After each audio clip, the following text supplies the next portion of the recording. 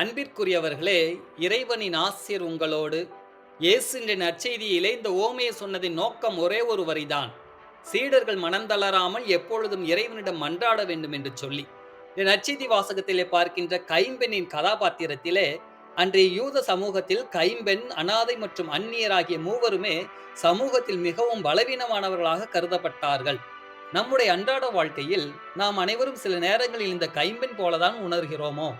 வேலையில் நியாயம் கிடைக்கவில்லை, குடும்பத்தில் நம் குரல் மதிக்கப்படவில்லை, உடல்நல பிரச்சனைகள் தீரவில்லை. ஆக நம் வாழ்வில் நம்முடைய எதிரி ஒரு குறிப்பிட்ட மனிதனாக இல்லாமல் இருக்கலாம். அது பயம், நோய், தனிமை அல்லது நம்மை அழுத்திக் கொண்டிருக்கும் மனச்சோர்வாக இருக்கலாம்.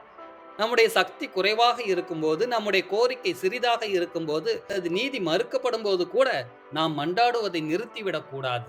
ஏனெனில் நம்முடைய பலவீனம் அல்ல, நம்முடைய விடாமுயற்சியே கடவுளின் கவனத்தை ஈர்க்கிறது.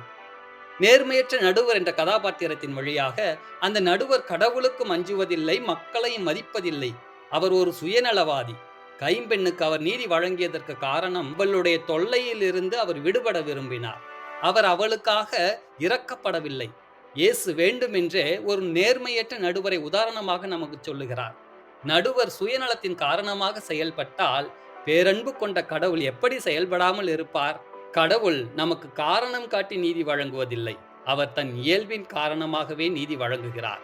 நம் குடும்ப உறவுகளிலும் கூட நாம் சில நேரங்களில் நடுவரை போல் நடந்து கொள்வோம். ஒருவருடைய தொடர்ச்சியான கோரிக்கைகள் அல்லது குறைகள் நம்மை எரிச்சலூட்டும் போதுதான் நாம் அவர்களுக்கு செவி கொடுக்கிறோம்.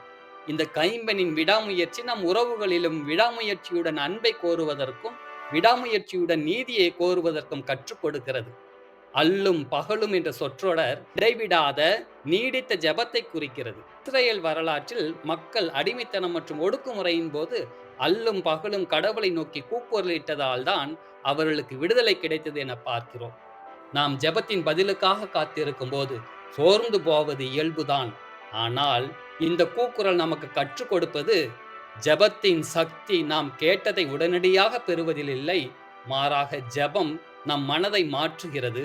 தொடர்ச்சியான ஜெபம் நம்மை அந்த பிரச்சனையுடன் போராடவும் நம்பிக்கையை இழக்காமல் இருக்கவும் உதவுகிறது. ஆக அன்பிற்குரியவர்களே, நாம் மன்றாடுவதை நிறுத்தும் போது கடவுள் நம்மை மறப்பதில்லை, மாறாக நாம் தான் அவருக்கு செவி கொடுக்க தவறிவிடுகிறோம். அழுகின்ற பிள்ளைதான் பால் குடிக்கும் என்று சொல்லுவார்கள். இயேசுவிடம் இடைவிடாமல் விடாமுயற்சியுடன் நம்முடைய ஜெபங்களை எழுப்புவோம். இறைவன் தந்தைக்குரிய குணத்தோடு நம்முடைய ஜெபங்களை ஏற்று நமக்கு ஆசி வழங்குவார். ஆமேன்.